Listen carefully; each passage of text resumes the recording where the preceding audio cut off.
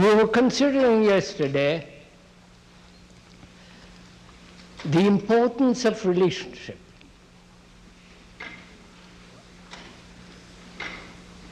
And how we always live in the past, and to find out, if it is at all possible, to radically change one's way of living.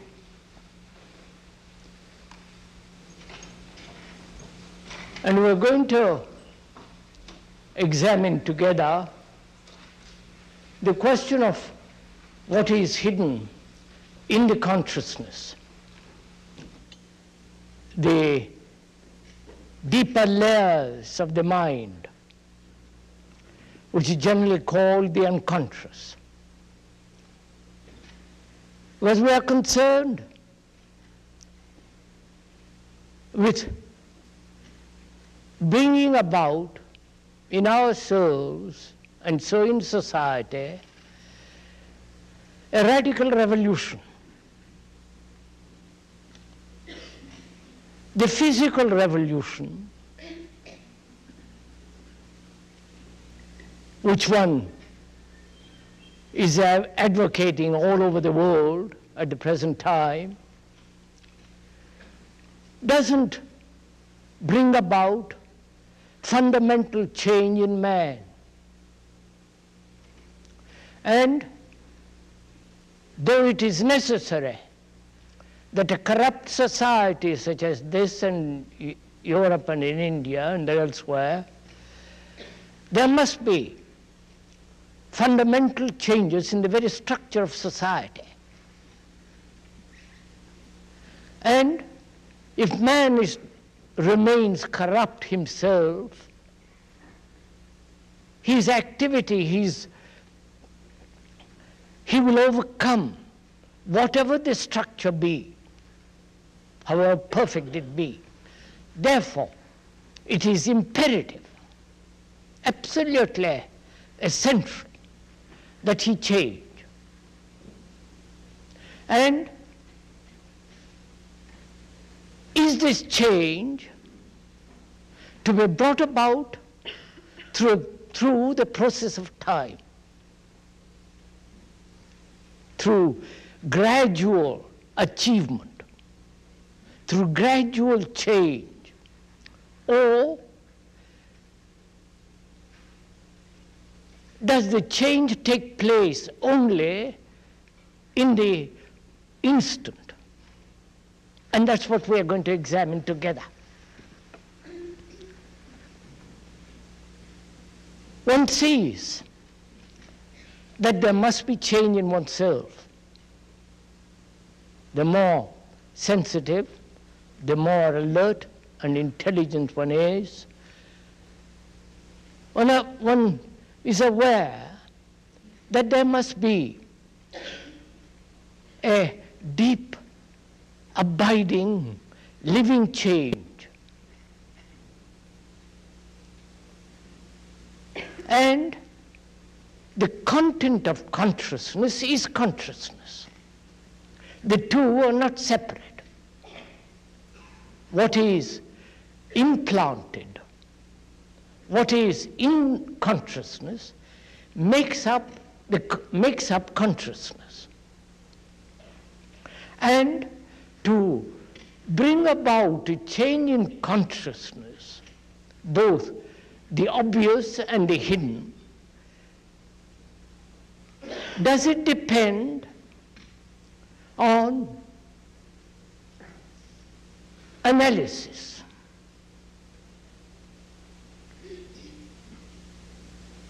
Does it depend on time? Does it depend on environmental pressure?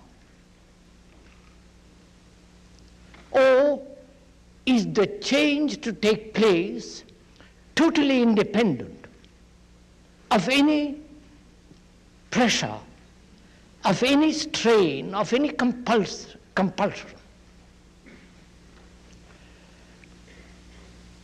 You know, this is going to be rather difficult to go into this question because it's quite complex.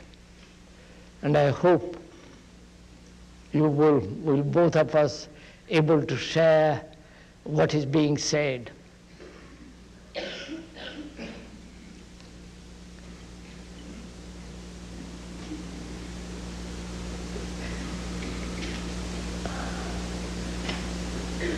I don't know quite where to begin this whole business.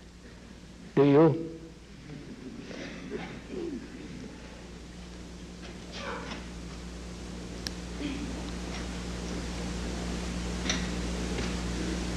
You see, unless one goes into this matter very seriously, really taking trouble, deep interest, with a passion, I'm afraid one will not be able to go very far.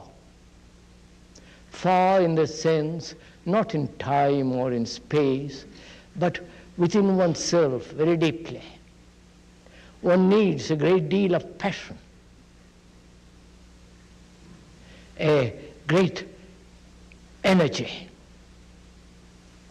And most of us waste our energies in conflict. And when we are examining this whole business of existence, you need energy. And energy comes with the possibility of change. If there is no possibility of change, then energy wastes away. We think we cannot possibly change. We accept things as we are, as they are, and thereby become rather dispirited, depressed, and uncertain and confused.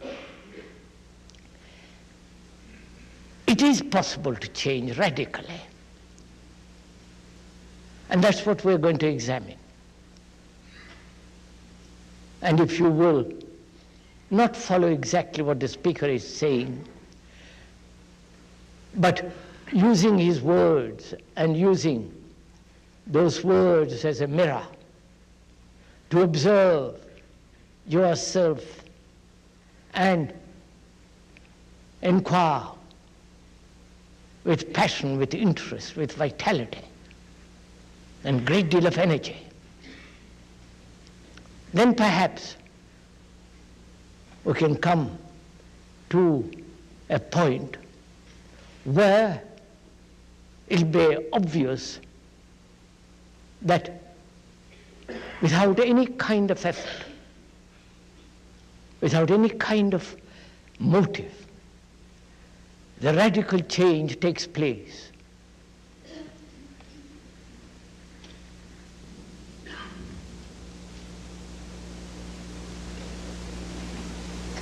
As we were saying yesterday, there is not only the superficial knowledge of ourselves, but also there is the deep, hidden content of our consciousness. And how is one to examine that? How is one to expose the whole content of it? Is it to be done bit by bit, slowly, gradually, or is it to be exposed totally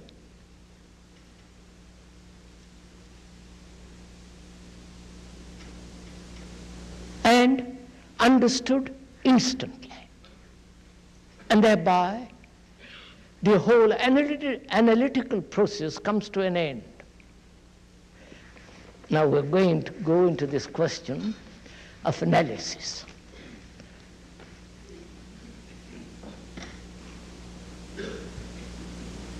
To me, to the speaker, analysis is the denial of action.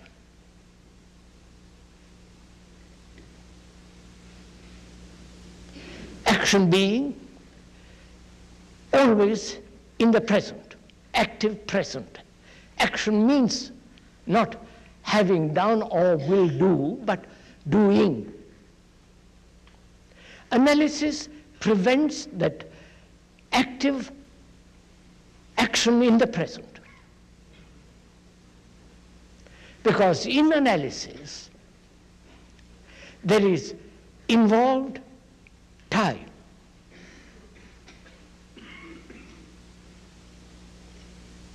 A gradual peeling off, as it were, layer after layer, and examining each layer, analyzing the content of each layer. And if the analysis is not perfect, complete, true, then that analysis is being incomplete, must leave a knowledge which is not total. And the next analysis springs from that which is not complete. Are we following all this? Look, I examine myself, analyze myself. And if my analysis is not complete, true, then what I have analyzed becomes the knowledge with which I proceed to analyze the next layer. And so,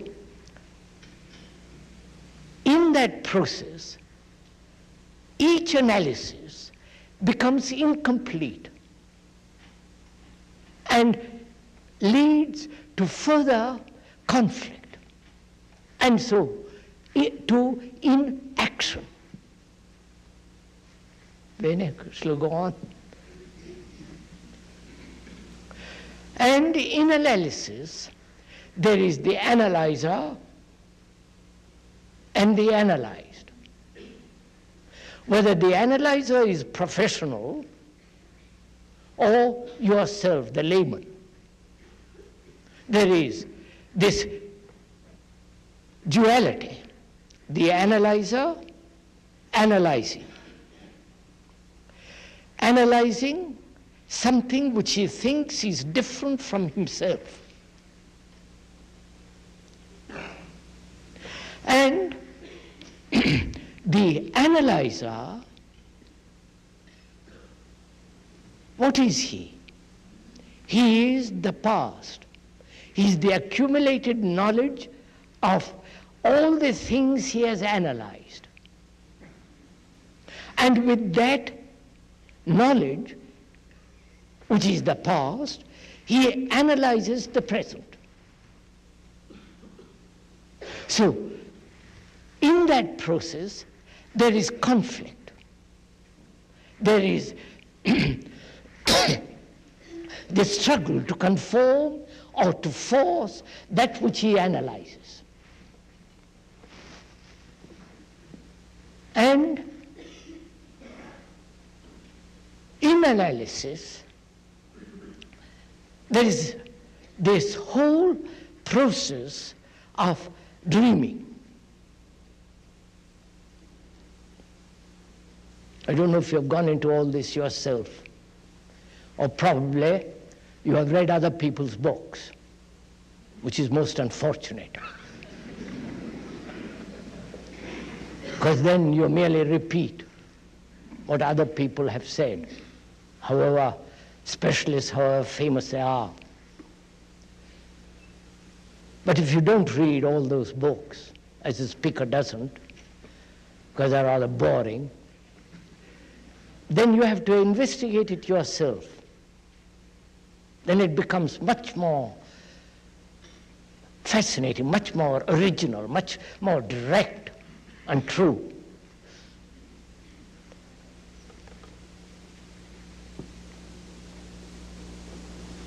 that process of analysis,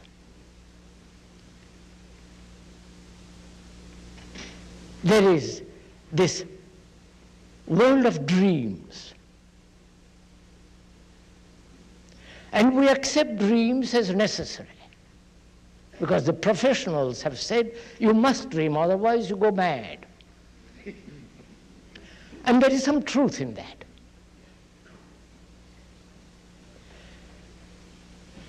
And what are dreams? Because all this we are inquiring into because we are trying to find out whether it is possible to change radically. When there is so much confusion, so much misery, such hatred in the world and brutality, where there is no compassion, one must, if one is at all serious, inquire into all this. And we are inquiring not merely for intellectual entertainment, but actually trying to find out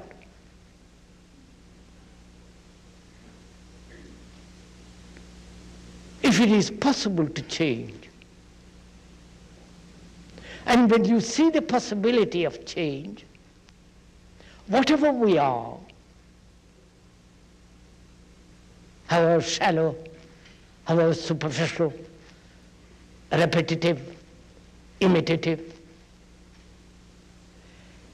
if we see that there is a possibility of radical change, then we have the energy to change. And if we say it is not possible, then that energy is dissipated. So we are inquiring into this question.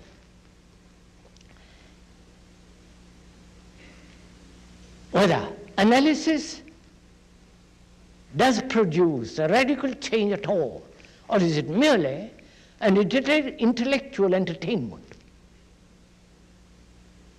an avoidance of action. As we were saying, analysis implies entering into the world of dreams. And what are dreams? How does these dreams come into being?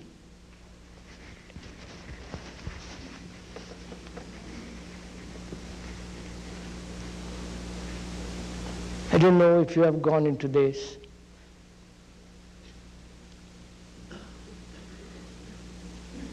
If you have, you will see that dreams are the continuation of our daily life.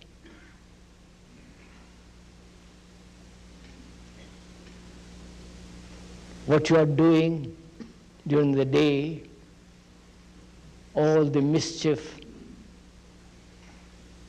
the corruption, the hatred, the passing pleasures, the ambitions, the guilt, and so on.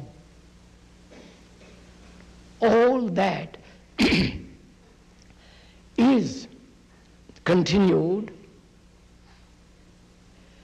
in the world of dreams, only as in symbols, as pictures and images.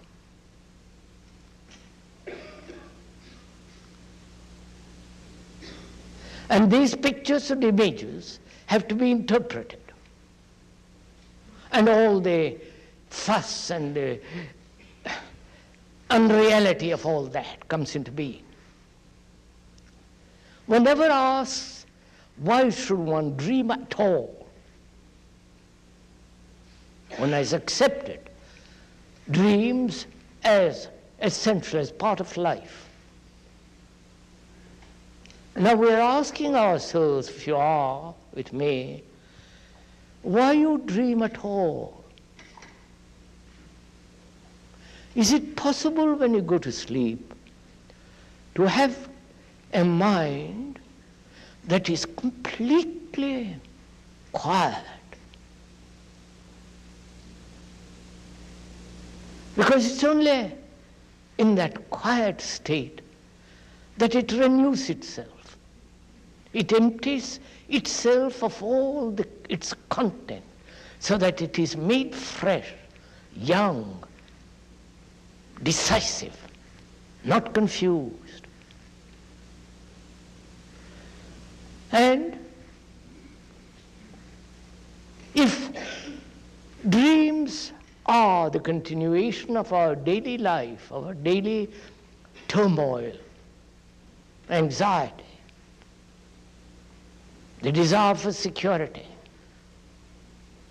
the attachments, then inevitably dreams in their symbolic form must take place. That's clear, isn't it? So when one asks, why should one dream at all? Can the brain cells be quiet, not carry on all the business of the day?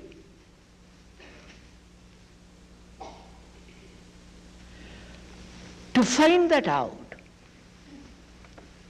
experimentally, not accepting what the speaker says, and for goodness sake, don't ever do that, please, because we are sharing together, investigating together. To find out experimentally, you can test it out by being aware totally during the day, watching your thoughts, your motives, your speech, the way you walk and talk. When you are so aware, there are the intimations of the unconscious, of the deeper layers.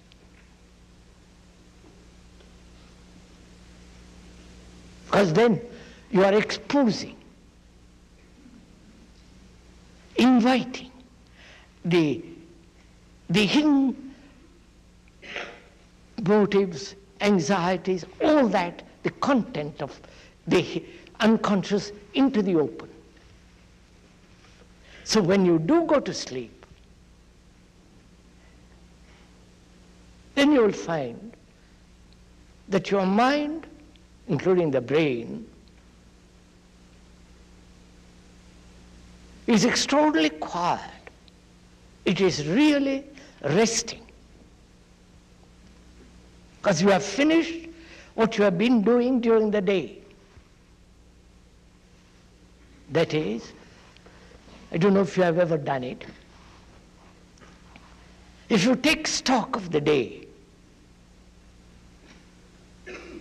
as you go to bed, lie down, don't you do this? Go over the day, taking stock, saying, I should have done this, I should not have done that. It was better said that way. I wish I hadn't said this.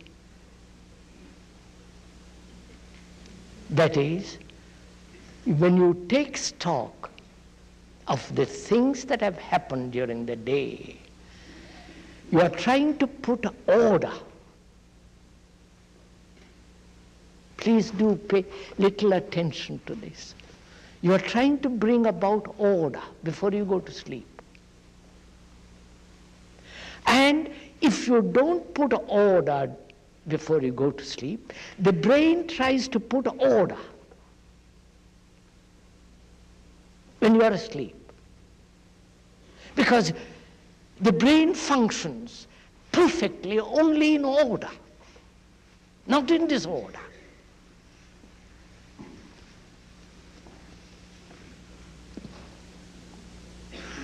It functions most efficiently when there is complete order.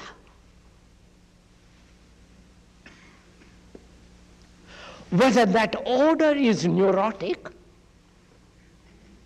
or rational. You're following all this? Because in neurosis, in imbalance, there is order. And the brain accepts that order.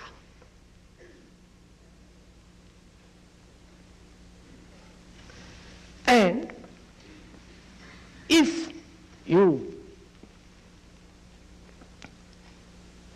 take stock of everything that has been happening during the day before you go to sleep, then you're trying to bring about order, and therefore the brain hasn't to bring order while you are asleep. You have done it during the day. And if you bring that order every minute during the day, that is if you are aware of everything that's happening, outwardly and inwardly. You're following? Yes. Outwardly in the sense, the disorder about you, the cruelty, the indifference, the callousness, the dirt, the squalor, the quarrels, the politicians and their chicanery, all that is happening.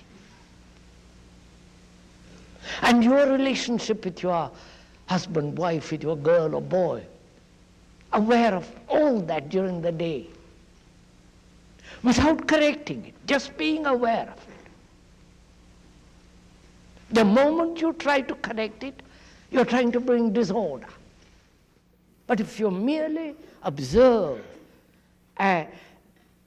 actually what is, then what is order.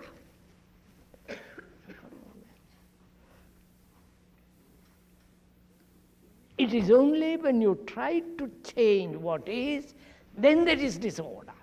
Because you want to change according to the knowledge which you have acquired. That knowledge is the past, and you are trying to change what is, which is not the past, according to what you have learned. Therefore, there is a contradiction. Therefore, there is a distortion. Therefore, there is disorder. Right? I'm following all this. I hope you are working as hard as the speaker is.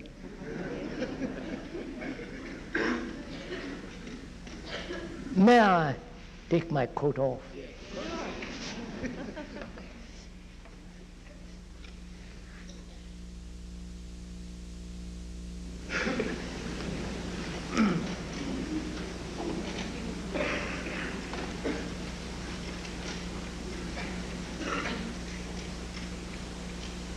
So during the day,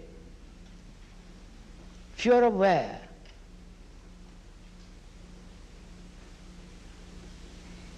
of the ways of your thought, your motives, the hypocrisy, the double talk, doing one thing, saying another, thinking another, the deception, the masks that you put on,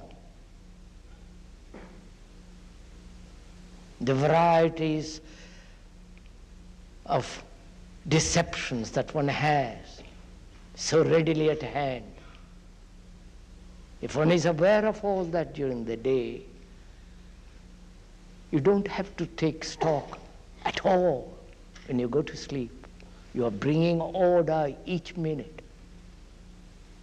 So when you do go to sleep, you will find that your brain cells which have recorded which hold the past become totally quiet. and your sleep then becomes something entirely different. In that sleep, the mind, when we use the word the mind, we are including in that the brain, the whole nervous organism, the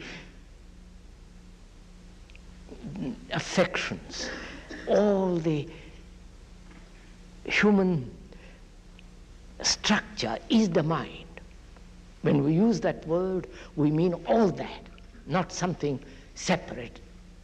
In that is included the intellect, the heart, the whole nervous organism. When you go to sleep then, the analytical process has totally come to an end. Then when you wake up, you see things exactly as they are. Not your interpretation of them or the desire to change them.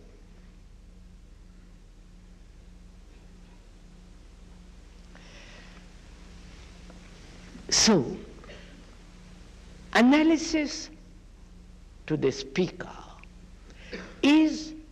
prevents action. And action is absolutely essential. Now, in order to bring about this radical change. So analysis is not the way. Don't accept, please, what the speaker is saying, but observe it for yourself. Learn about it. Not from me, but learn by watching all the implications of analysis. Time, the analyzer and the analyzed, the analyzer is the analyzed,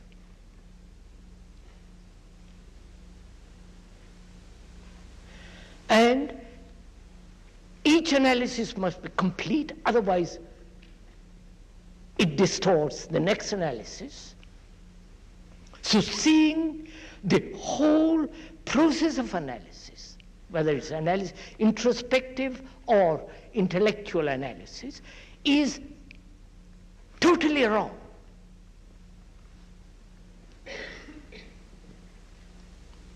It is not the way out. It may be necessary for those who are somewhat or greatly unbalanced, and perhaps most of us are unbalanced. So, that's not the way out. So we must find a way of observing the whole content of consciousness without the analyzer. You're following this?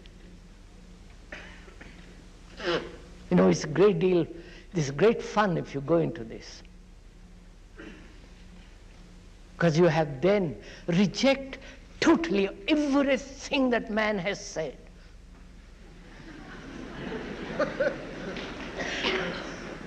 No, please don't laugh. Because then you stand alone. Then you find out for yourself it'll be authentic, real, true. Not dependent on any professor, any psychologist, any analyst, and so on and so on.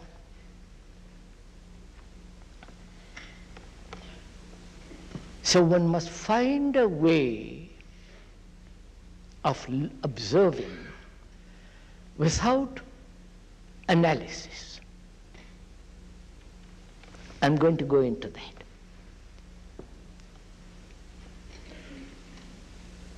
I hope you don't mind my doing all this, do you? No. This is not a group therapy.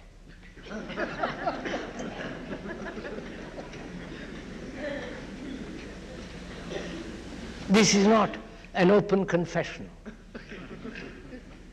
This is not that the speaker is analyzing you or making you change or becoming marvelous human beings.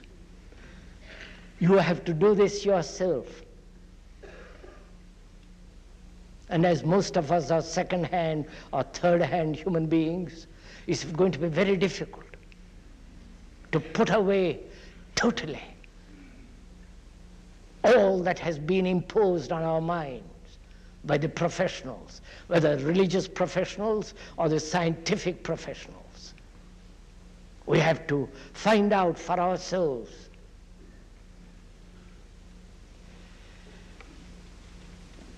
And if that analysis is not the way, and it is not, as far as the speaker is concerned, because he has logically explained it, then how is one to examine or to observe the total content of consciousness?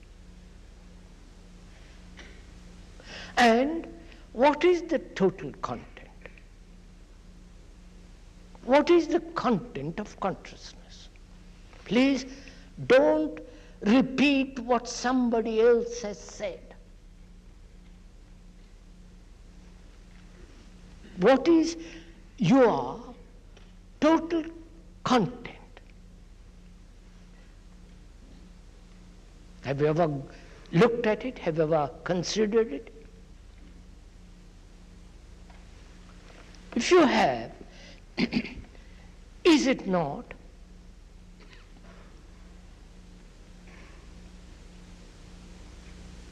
the various recorded incidents, happenings, pleasurable and non-pleasurable, various beliefs, traditions,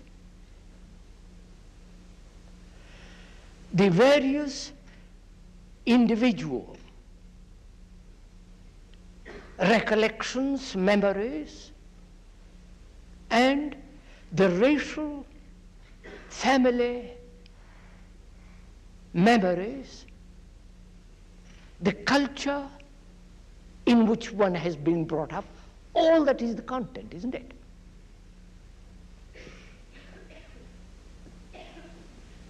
Being born in India as a Hindu, Brahmin and so on, with all its traditions and superstitions,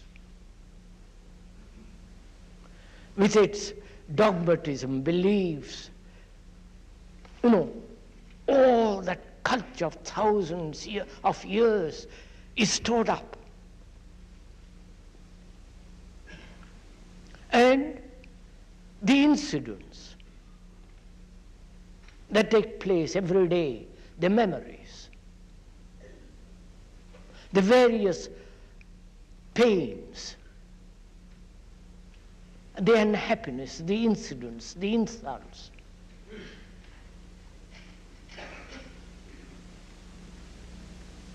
all that is recorded. And the content of all that is my consciousness, as your consciousness.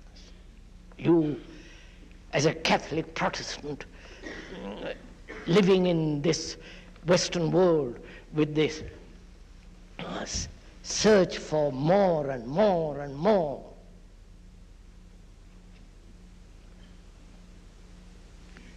the world of great pleasure, entertainment, wealth, incessant noise of the television, the pictures, the brutality, all that is you, that's your content.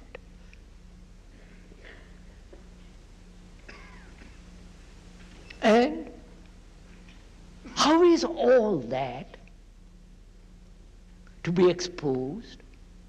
And in the exposing of it is each incident to be examined, each happening, each tradition, each hurt, each pain. You follow?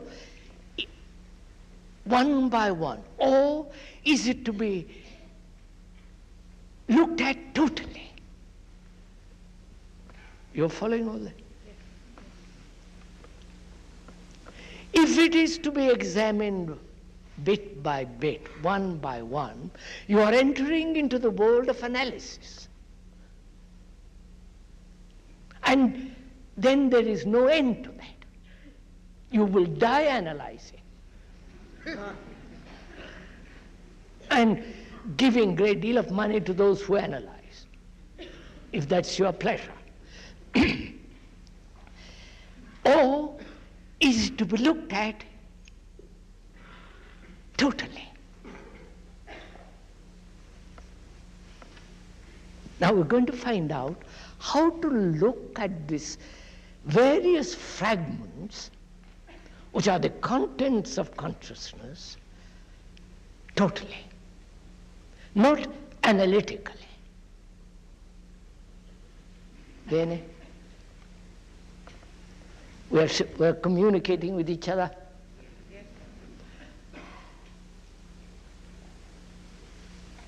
So we're going to find out how to observe in which there is no analysis at all. That is, we have looked at everything, at the tree, at the cloud, at your wife and your husband, the girl or the boy, everything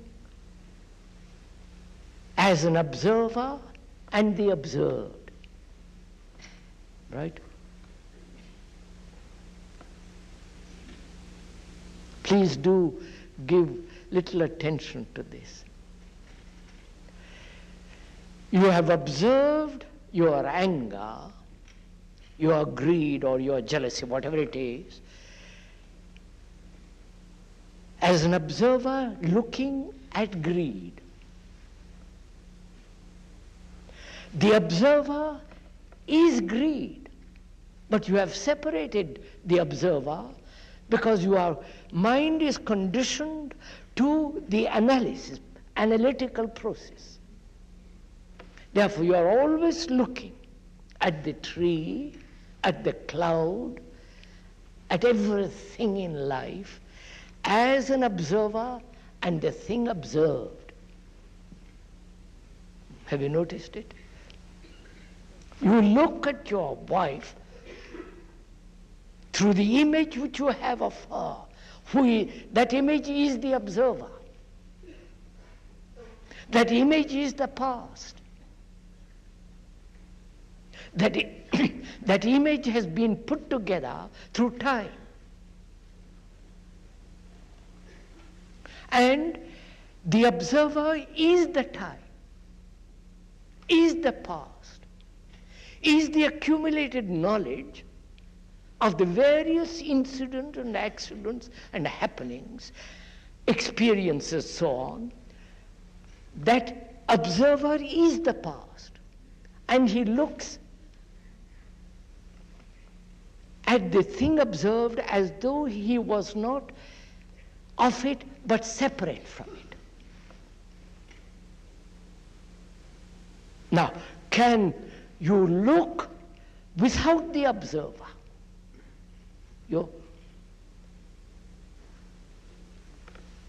That is, can you look at the tree? Please listen to this. Can you look at the tree without the past as the observer?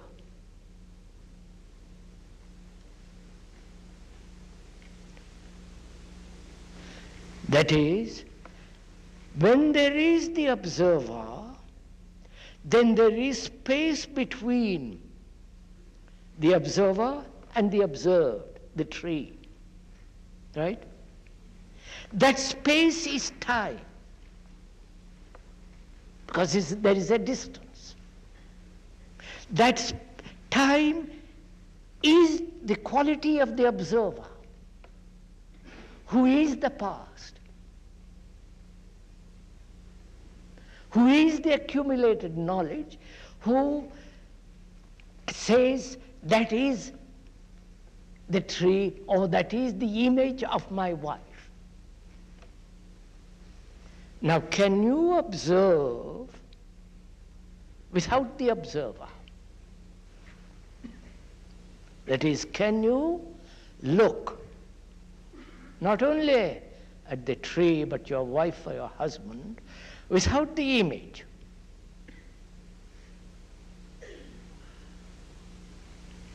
You know, this requires tremendous discipline. Now I'm going to show you something, which is, discipline implies generally a conformity, a drill, imitation, conflict between what is and what should be. And so, in discipline there is conflict, suppressing, overcoming, the exercise of will, and so on. All that is implied in that word. But that word means to learn, not to conform, not to suppress, but to learn. And the quality of the mind that learns has its own order, which is discipline. We are learning now to observe without the observer, without the past, without the image. When you so observe, the what is, the actually what is a living thing, not a thing looked upon as a dead thing, as recognizable by the past event, by the past knowledge. Are you following all this? Look, sir, let's make it much simpler than this.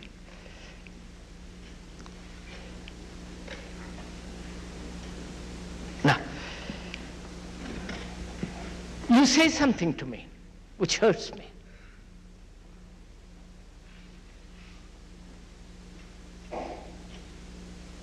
And that hurt, the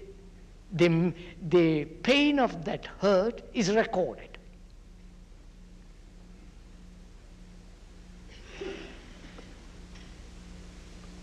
That memory of that continues.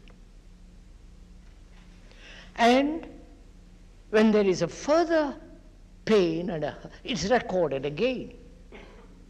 So I am strengthening, the hurt is being strengthened from childhood on. Whereas when there is pain, you say something which is painful to me, to observe it so completely that is not recorded as a hurt. You're following? The moment you record it as a hurt, that recording is continued.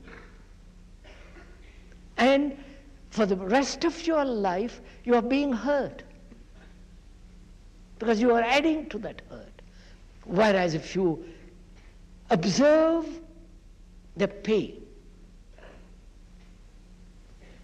and to observe the pain so completely without recording it is to give your total attention at the moment of the pain. You're getting on? Are you doing all this?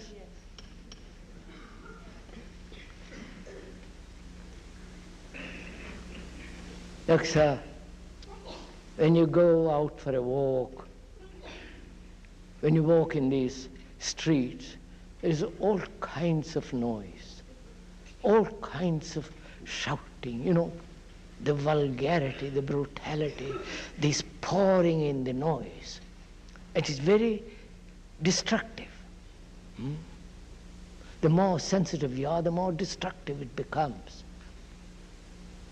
It hurts your organism. And you resist that, the hurt. Therefore you build a wall. And when you build a wall, you are isolating yourself. And therefore you are strengthening the isolation, which you will get more and more hurt. I don't know if you... So whereas if you are observing that noise, being attentive to that noise, then you will see that your organism is never hurt. So, to observe, please, if you understand this one radical principle, you will have understood something immense. That where there is an observer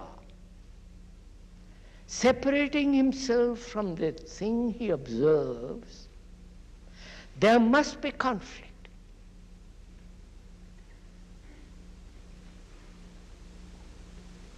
Do what you will, as long as there is a division between the observer and the observed, there must be conflict. As long as there is division. As long as there is a division between the Muslim and the Hindu, there must be conflict. As long as there is a division between Catholic and the Protestant, there must be conflict. You may tolerate each other, which is an intellectual covering of intolerance. As long as there is division between the black and the white and the purple and the blue and the yellow and the black, there must be conflict. As long as there is a division between you and your wife, there must be conflict.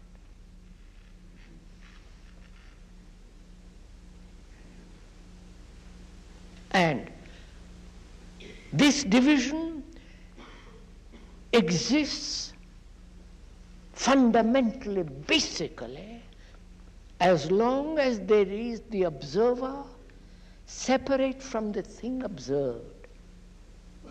As long as I say, anger is different from me, I must control anger, I must change anger, I must control my thought, I must control, change, do this. In that there is division, therefore there is conflict. Conflict implies suppression, conformity, imitation, all that is involved in that. If you really see the beauty of this, that the observer is the observed, the two are not separate.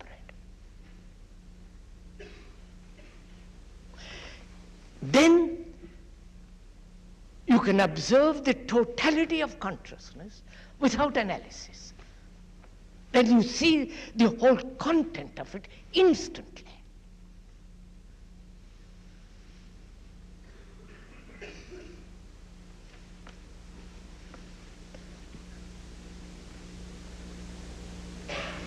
So,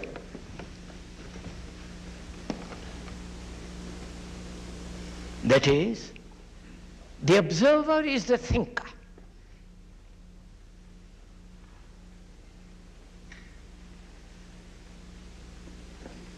And we have given such tremendous importance to the thinker. Haven't we? We live by thought.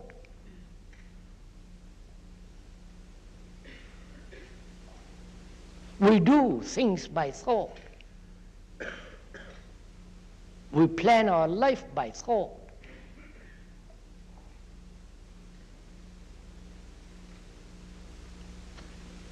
Our action is motivated by thought.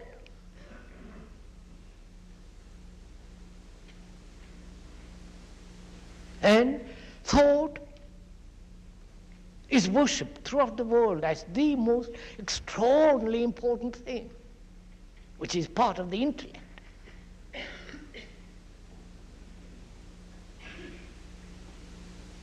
And thought, again, please follow this a little bit. Thought has separated itself as the thinker. The thinker says, these thoughts are no good, these are better. He says, this ideal is better than that ideal. This belief is better than that belief. It is all the product of thought. Thought which has made itself separate, fragmented itself as the thinker, as the experiencer.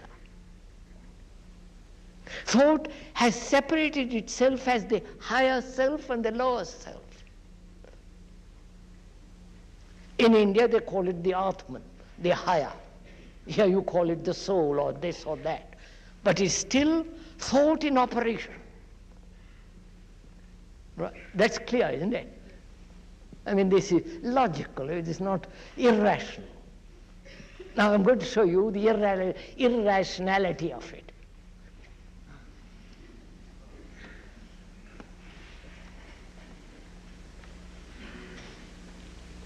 And we have lived all our books and all our literature, everything is this thought. And our relationship is based on thought. Just think of it.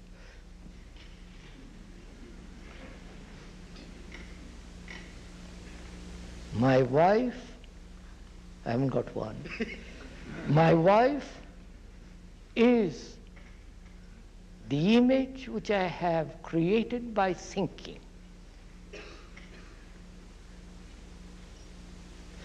That thinking has been put together by nagging, you know, all the thing that goes on between husband and wife. The pleasure, the sex, the irritations, the exclusions, you know, all that goes on, all the separative instincts that go on. And our thought is the result of our relationship. And what is thought? If you were asked that question, what is thought? Don't please repeat somebody else. Find out for yourself.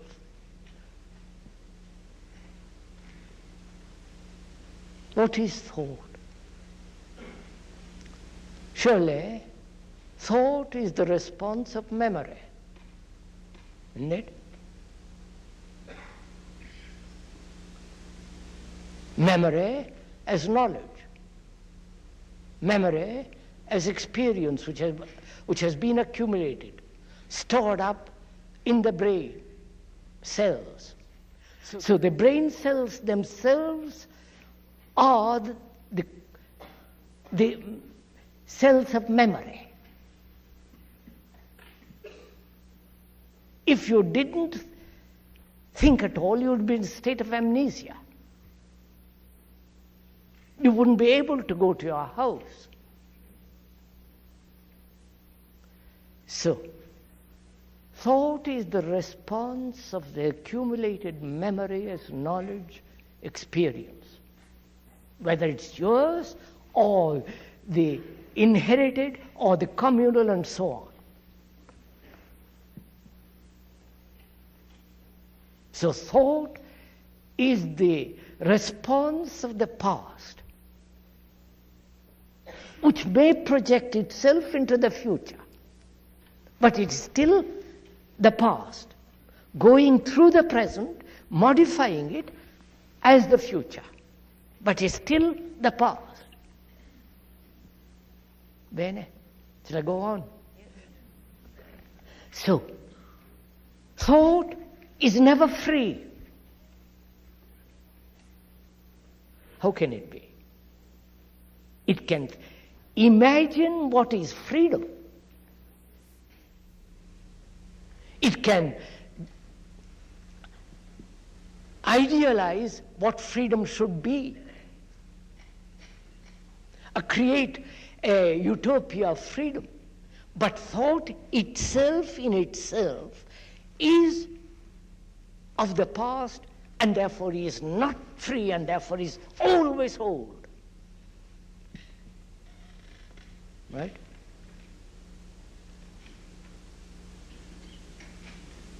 Please, it's not a question if you're agreeing with the speaker. That's a fact.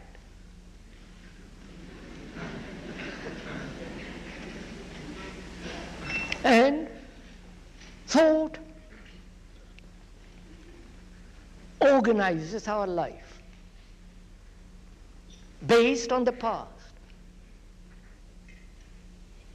And that thought based on the past projects what should be tomorrow. And so there is conflict. You have heard it? And from that arises a question, which is, for most of us, thought has given a great deal of pleasure. Right?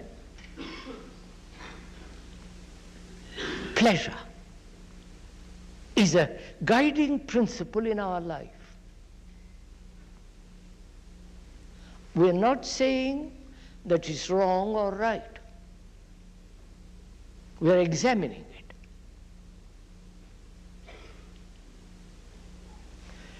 Pleasure is the thing that we want most. Here in this world, in the spiritual world, in the world of heaven, if you have a heaven, pleasure. Pleasure in any form. Religious entertainment, going to mass, all the circus that goes on in the name of religion, and the pleasure of any incident, whether it is of a sunset, sexual, or any sensory pleasure, is recorded and thought over. Right? So thought as pleasure plays a tremendous part in our life.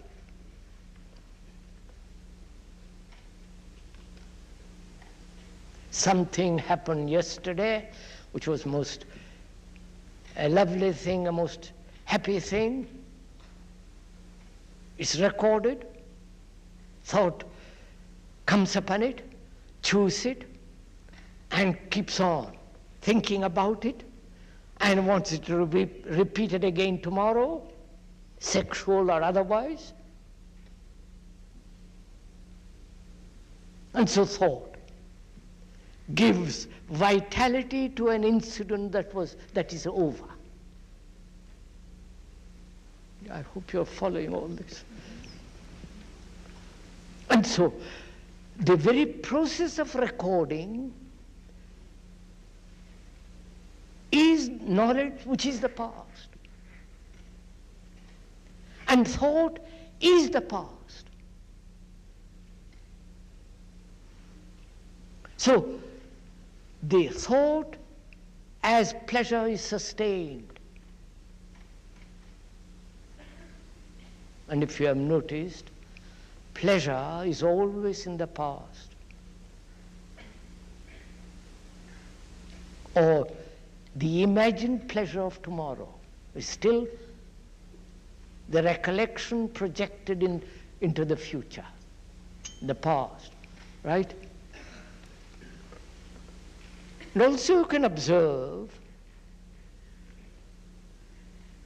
that where there is pleasure and the pursuit of pleasure, there is also the nourishing of fear. Haven't you noticed it? Fear of the thing I have done yesterday.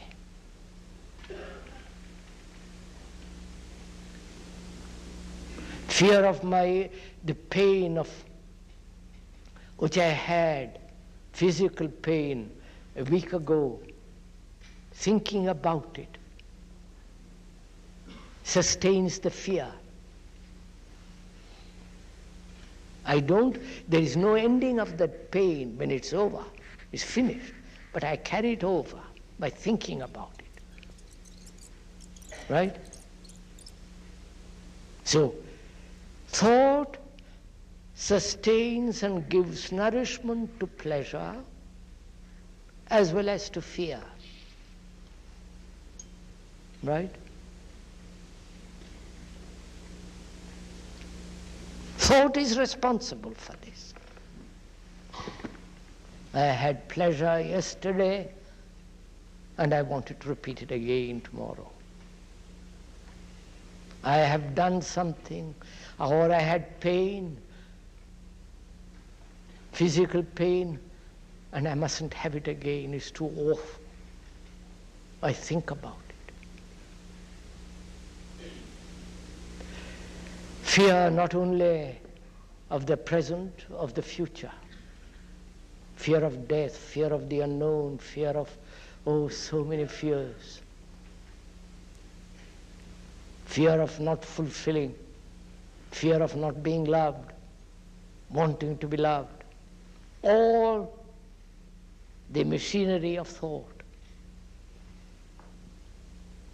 So there is the rationality of thought and the irrationality of thought. Right? Are you following? There must be exercise of thought in doing things. Technologically, in the office, when you cook and when you do this, wash dishes, knowledge must function perfectly. There is the rationality, the logic of thought in action, in doing. But also, thought becomes totally irrational when it sustains as pleasure or fear. And yet thought says, I cannot let go my pleasures. And yet thought knows, if it is at all sensitive, aware, that there is pain coming with it. So, to be aware of all the machinery of thought, the complicated, subtle movement of thought. And it's not difficult. It really is not at all difficult. Once you say, I must find out a way of living that is totally different. A way of life in which there is no conflict. If that is the real demand, as your demand for pleasure, if that is your insistent, passionate demand to live a life inwardly and outwardly in which there is no conflict whatsoever, then you will see the possibility of it. As we have explained, conflict exists only when there is division between me and the not me. When I am a Hindu and you are a Christian, communist, social, you follow the racket that goes on in this world. Then if you see that, not verbally or intellectually, because that's not seeing, but when you actually realize that there is no division between the observer and the observed, between the thinker and the thought, then you see, observe actually what is.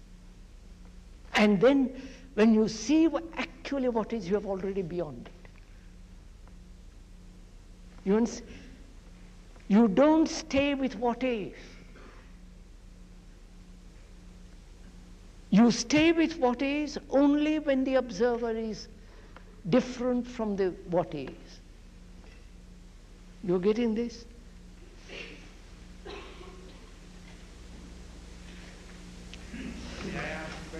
Un momento, signore. I mean, un moment. One moment. A moment, sir. I don't know what the time is, we'll ask. But just see this, sir. It's rather complex, but quite simple, really.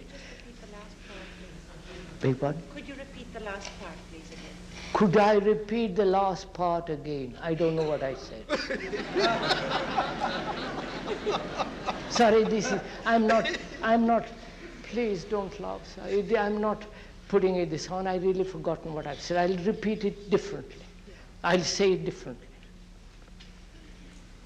See, we have divided life as the me and the not me, we and they. Geographically, nationally, religiously, family, division. This division takes place inevitably, basically, as long as there is the observer different from the thing observed.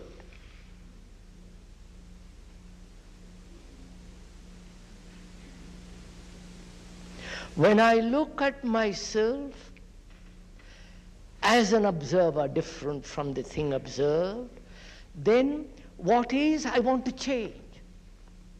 I want to suppress it. I want to get over it. Make it conform to what I think should be the ideal which I have projected as the observer. Now, in that there is conflict.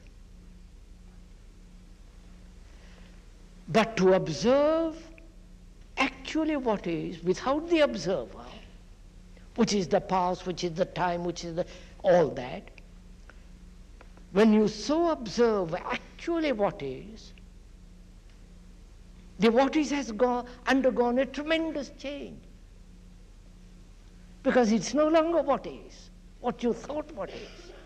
It is something totally new. Look, I'll show it in a minute. Need I go give examples? I'm not good at giving examples. You see this, don't you? We understand each other?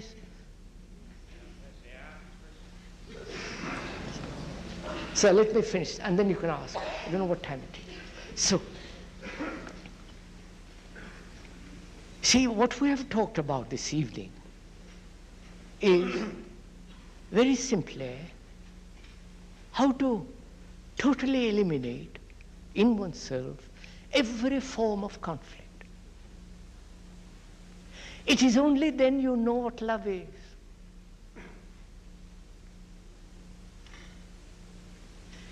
And this can only take place when you can observe the total content of yourself, non-analytically. Analysis must come into being when there is an observer, a thinker who is analyzing.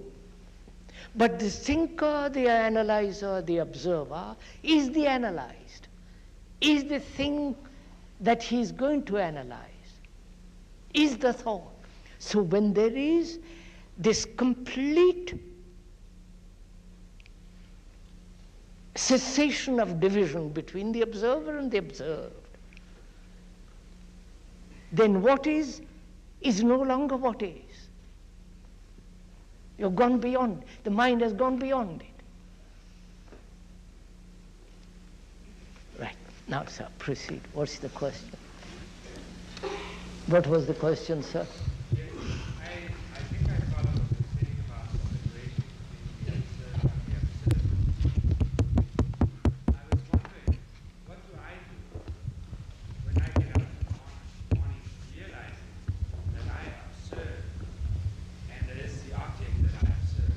I am the observer and there is the object that I observe. What do I do to change this? I'll show it you. I understand. Actually, I can understand what you're saying, but I don't know what to do. I understand the question, sir. Is this what you're saying? I wake up in the morning,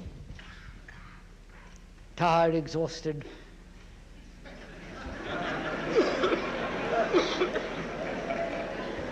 I don't know why you laugh.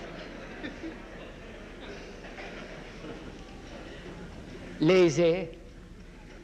And I observe. And I don't want to get up and do all the routine. What am I to do? Is that the question, sir?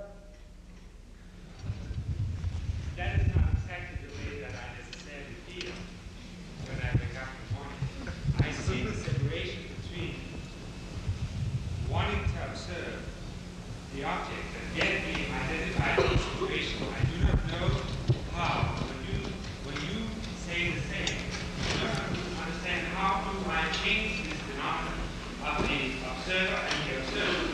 How do I change it? No, sir. No, sir. I just agree with you and say, yes, this is true. No, sir. Somehow I have to do something. Quite right, sir. That is, sir. There is no identification at all. You can't, when you identify yourself with the observed, it is still the pattern of thought, isn't it? Precisely. Agreed. That's why. How do I get out of that? I'm going to...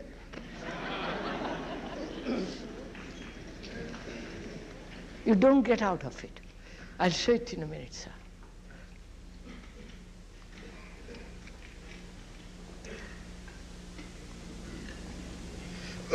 So do you see the truth that the observer is the observed? The truth of it, the fact of it, the logic of it. Do you see that? The truth of it? Or don't you? It's still only a comment, sir, which arises. Do you want, sir? It's still only a comment which arises. The truth does not exist. The fact doesn't exist. No. A comment arises. A comment of agreement arises. No, I don't agree, but you see the fact, don't you? No, wait a minute, sir, this is really, please, don't agree or disagree, just this is very serious thing, because you see, I wish I could talk about meditation, but not now. This is implied in this, you see. Just a minute, sir, let me finish this. See the importance of this. You know, the truth that I am anger, not I am different from anger. That's the truth, isn't it? That's a fact, isn't it? I am anger, not I separate from anger. When I am jealous, I am jealous, not that I am different from jealousy. I make myself separate from jealousy because I want to do something about jealousy. Sustain it, or get rid of it, or rationalize it, or get bored with it, whatever it is. But the fact is, the me is jealous. That's a fact, isn't it? Now, how am I to act when I am jealous? Right? When me is jealousy, before I thought I could act. When I separated myself from jealousy, I thought I could do something about it. Suppress it, rationalize it, or run away from it, do various things. I thought I was doing something. Here, I feel I am not doing anything. Right? That is, when I say I am jealousy, I feel I can't move. Right? Isn't that right, sir? Now, I'm going to show you, when you have said, I will show it to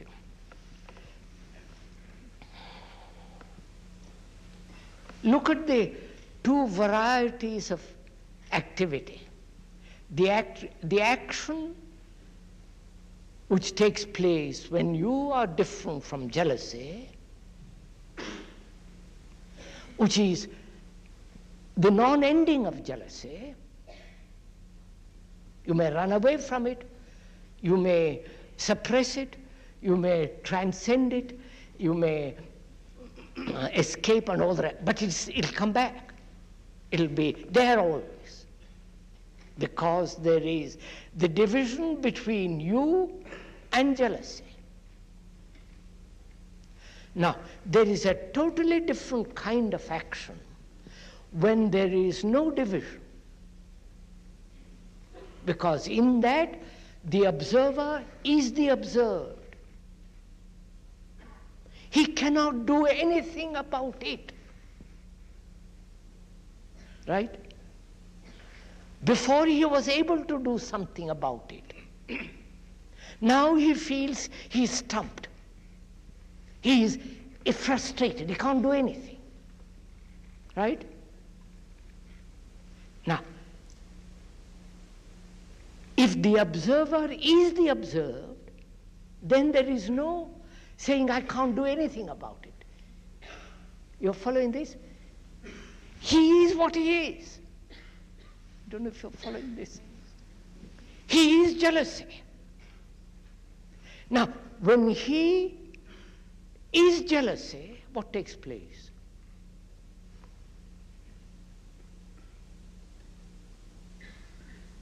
Go on, sir. Look at it. No, do look at it. Do look at it for a minute. Look at it. Take time. When I realize I am different from my jealousy, then I feel I can do something about it. And in the doing of it, there is conflict. Here, in the other side, when I realize the truth of it, that me is jealousy, the observer is the observed, then what takes place? There is no conflict. Then what takes place? The element of conflict comes to an end, doesn't it? There is no conflict. The element of conflict ceases. Here, conflict exists. Here, conflict doesn't exist. So conflict is jealousy. You've got it?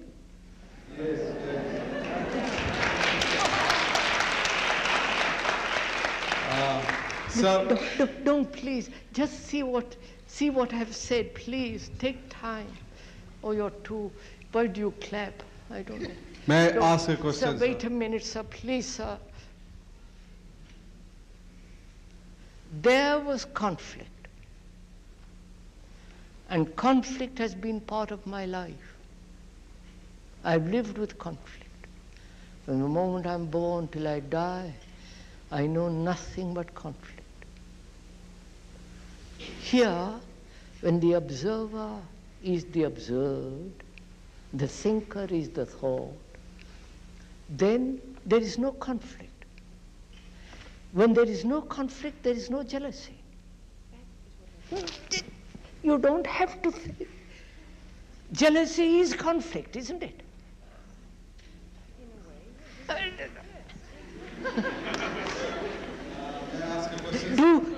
Have you got this? There has been complete action here. An action in which there has been no effort at all. Therefore it's complete, total. It will never come back.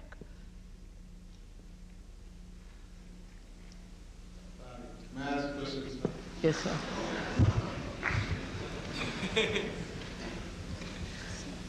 Wait, what did you want? Somebody ask? Yeah. Yes, please. Analysis, sir, you said analysis is the deadly tool to thought or consciousness. I perfectly agree with you, and you were about to say that you would develop the argument that there are fragments in the brain or thought or consciousness which will be anti-analysis. I shall be grateful, sir, if you will continue to develop that thought Of where what, you sir? say Of that what, sir? the fragments, you mentioned that fragments will not constitute any conflict or struggle. They will sort of be anti-analytical and will... Sir, you're repeating something. What is it? What is your question, sir? I only request you, sir, to continue what you mean by fragments that will be anti-analytical. Thank you, sir. Fragments.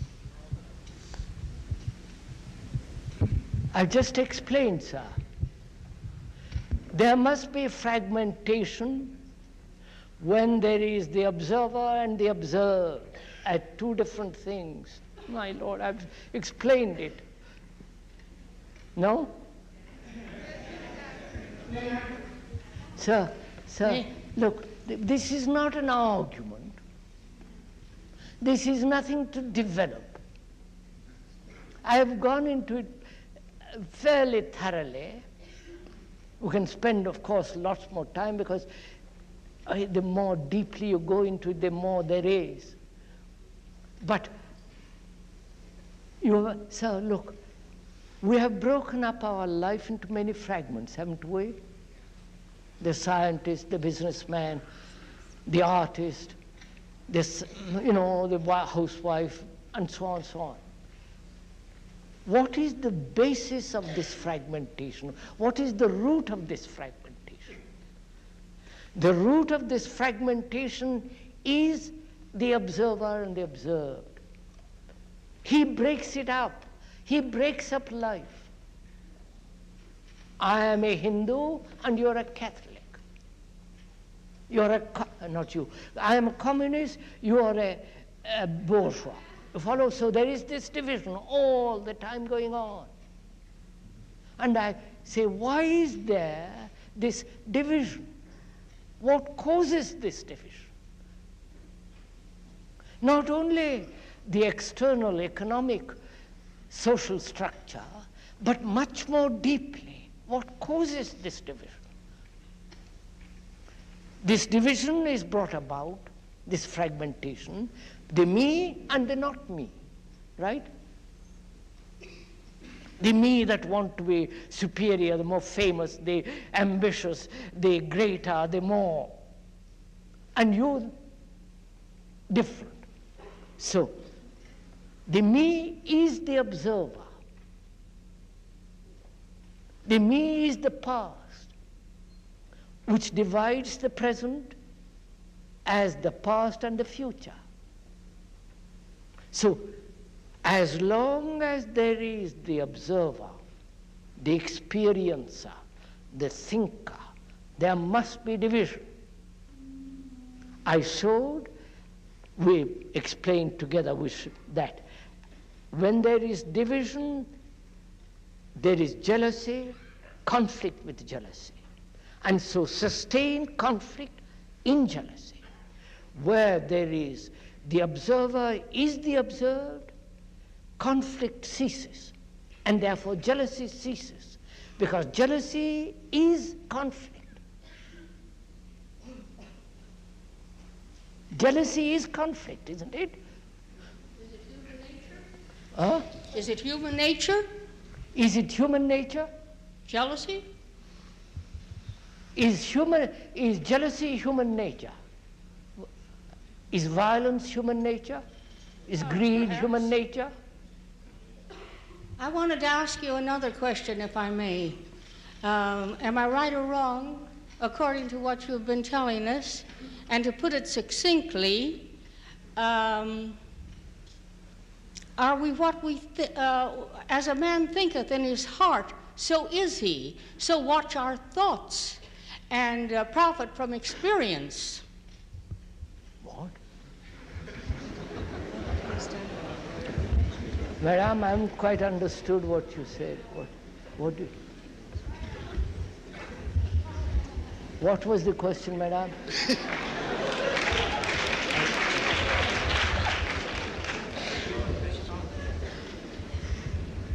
Did you say something to me? Yes, madam. Well, as a man thinketh in his heart, so is he. We should watch our thoughts, shouldn't we? And profit from our past experience?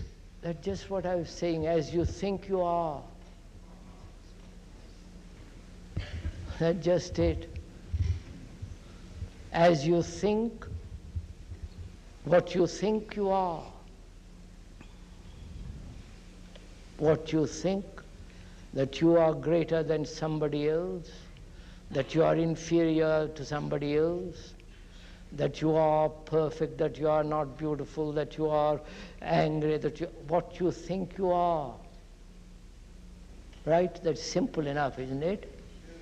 And until you find out whether it is possible to live a life where thought has its rational function, where thought becomes irrational.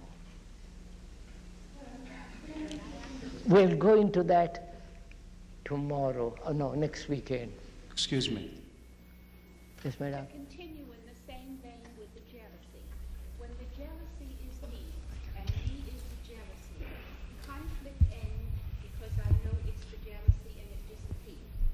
But when I listen to the noises in the street, and the me is the noises, and the noises are me, how can conflict end when that noise will go on forever? Can you explain what you understand? It's fairly simple, madam. The question is, I walk down the street and that noise is terrible. And when I say that noise is me, the noise doesn't end. It goes on. Isn't that the question? I don't say the noise is me.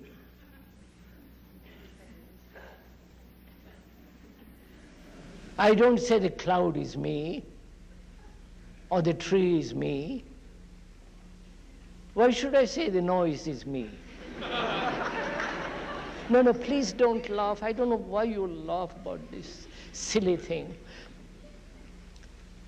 We pointed out just now, that if you observe, if you say, I listen to that noise, listen completely, not with resistance, then that noise may go on forever. It doesn't affect you. The moment you resist, that is, you as separate from the noise, not identify yourself with the noise. I don't know if you see the difference. So look, the noise goes on. I either can cut myself off from it by resisting it, putting a wall between myself and that noise. Then what takes place? When I resist something, what takes place? There's conflict, isn't there? Now, can I listen to that noise without any resistance whatsoever? Yes, if you know that the noise might stop in and out. No, no. No, that's part of your resistance still. Does that mean that I can listen to the noises in the street for the rest of my life with the possibility I might become deaf and it will disappear? That's the No. Listen, madam, I'm saying something entirely different. We are saying as long as there is resistance, there must be conflict. Whether I resist my wife or my husband, whether I resist the noise of a dog barking, or the noise in the street, there must be conflict. Now, how to listen to the noise without conflict? Not whether it will go on indefinitely, hoping it will come to an end, but how to listen to the noise without any conflict. That's what we are talking about. You can listen to the noise when the mind is completely free of any form of resistance. Not only to the noise, but to everything in life. To your husband, to your wife, to your children, to the politician, to listen. Therefore, what takes place? Your listening becomes much more acute. You become much more sensitive. And therefore, noise is only a part. It isn't the whole world. So the very act of listening is more important than the noise. So listening becomes the important thing and not the noise.